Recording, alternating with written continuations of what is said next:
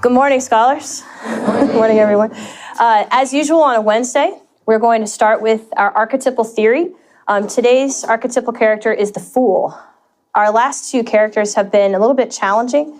Remember that recently we took a look at the alter ego, which is fairly difficult, and we took a look at the Byronic hero, which is quite difficult, that rough around the edges kind of hero, very different than the standard hero.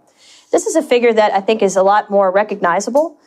So as usual, take a moment to read over the description and turn to your neighbors and do some informal brainstorming about figures you think fit this model, both from literature and from pop culture. Yeah. Even though we liked him last week, would you consider Jack Sparrow? He's a little too intelligent, I think, maybe. He's more of a Byronic hero. This one needs to be a little goofier. Like Forrest Gump. Yeah. Oh, yes. Forrest Gump is perfect. That's a perfect example. I never come back from that. Yeah. Would Jafar's parrot be The only thing about his parrot is that he's a little too clever. Yeah, he's more of a sidekick. You want a character that generates a little bit more kind of silly comic relief. Maybe so, yeah. And the Fool, you're like the hero or the villain's best friend. Sometimes, yeah. Sometimes this character merges with the sidekick. Yeah, that happens quite often, actually. Anything good? Yeah. We're trying to, I don't know if it's way from Maybe so. The thing about Moby Dick, though, is I don't know if there are really any uproariously funny, moments in that one. It's a little bit of a serious book. Ron? You got that one? I got that one. Peter Pettigrew? From Harry Potter? I say the twins. Oh, totally. Yeah. Is the Fool also like a prankster? Does that have to be Sometimes. Does that have to be like a dumb character? Because I feel like It's like mostly the Fool is a little bit substandard intelligence, but then he'll have often these moments of crazy epiphany, which is where the irony comes in. We perceive the Fool to be lowly in stature and lowly in intelligence, but then he'll come out with some kind of gem. Yeah. Would Jim from Huck Finn be one? I think the Duke and the Dauphin are probably the goofballs there. Yeah.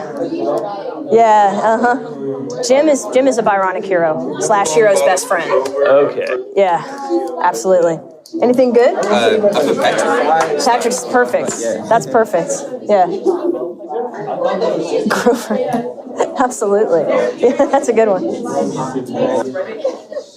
Now that everyone has had a chance to do some brainstorming and speak with neighbors, as usual, we're going to discuss these characteristics together and come up with some examples from literature and pop culture. So, the Fool. As I mentioned, this is a very common character as well. And what you look for here is you look for the Fool to be an ironic form of comic relief. So what is comic relief? Someone give us an understanding of comic relief. Yes? Like if it's a serious moment, it's that one person who just makes it, eases the mood. Absolutely. I like the way you said that, eases the mood. That's what you look for in comic relief. Therefore, we'll often find fools in what kinds of works of literature then, class? Drama or tragedy. Yep. You look for this figure to kind of shake things up, because if the mood gets too serious, it's hard for the audience to maintain focus. And we have a little bit of irony here. And here's essentially the irony that goes on. Although the Fool is ridiculous, and although the Fool may not have the highest social standing or may not be the most intellectually gifted, the Fool will sometimes come out with these little gems of wisdom. So the irony here is that although lowly,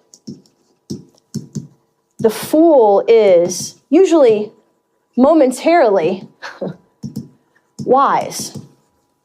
The Fool will have these little quick, wise moments, and we're going to talk about why. So again, his appearance or his station in life, his socioeconomic status, he may not be noble, okay? Maybe kind of lowly or ridiculous or silly. But this often reminds us of how arbitrary class snobbery can be. What is arbitrary? Random, unfair, not based on fact. Because a lot of times when people in certain social classes, the higher ones, when they consider themselves better than everyone else, that class snobbery is shattered by the Fool, because here's the Fool in a lower class or who gets less respect, and he'll see something about the upper class that really exposes their ridiculousness or their folly. So he's a commentator. He comments upon the powerful people, the wealthy people in society, and he gets away with it. How can the Fool get away with making these kinds of comments? How can he do it? How can he get away with it? Yes. Because he's like not afraid to say stupid things, so he can kind of say what's on everyone else's mind. Absolutely. And then if he says something that does kind of hit close to home, everybody says, oh, well, he's always saying ridiculous things like that. It makes it safe, right? So at times, this is what we were just getting at. He can relate profound wisdom or irony because this inferior status gives him insight on the human condition. See, in a lot of ways, the fool should feel like an outsider. And you know that when you remove yourself from a situation, that's when you get perspective. When you're in the situation, it's hard to get a good perspective because you're biased, because you're in it, okay? Now, what's also kind of funny about the fool will often have, strangely, these streaks of good luck. And sometimes you'll see this archetype merged with the sidekick. But what will make the fool a little bit different, this is one of the distinguishing factors, is that the sidekick may never have a moment of real wisdom, whereas the fool will.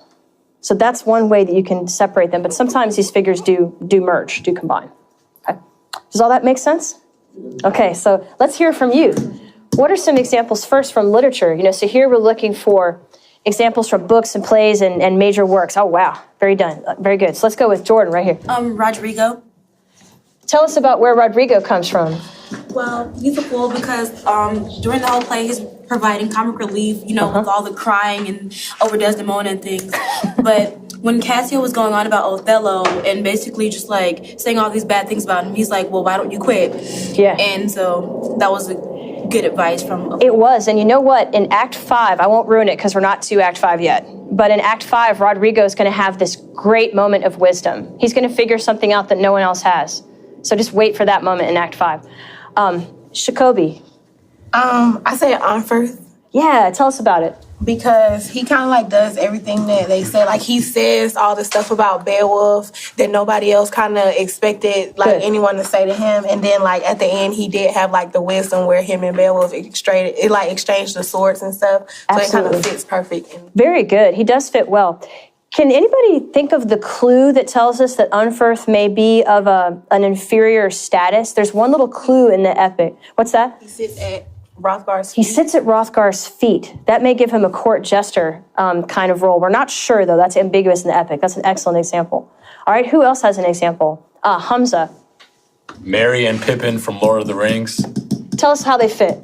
Because, they're always joking around the whole movie, but then eventually... when they're both under stress, they both come through it in different ways. Absolutely. They bring the trees, right? They bring the Ents. And something else to look out for, this is worth jotting down. Look for silly names here, too. When we look at these names, look at Unferth, right? No courage, no peace. This was something we looked at etymologically at one point. Look at Merry and Pippin. What does Merry mean? Like happy or jolly, yeah. So look for the names to be a little silly, too. Okay, excellent example. What's another one? Yes. Neville from Harry Potter. Very good. What's his whole name? Longbottom. Longbottom. It's kind of like saying big bottom. It's pretty funny.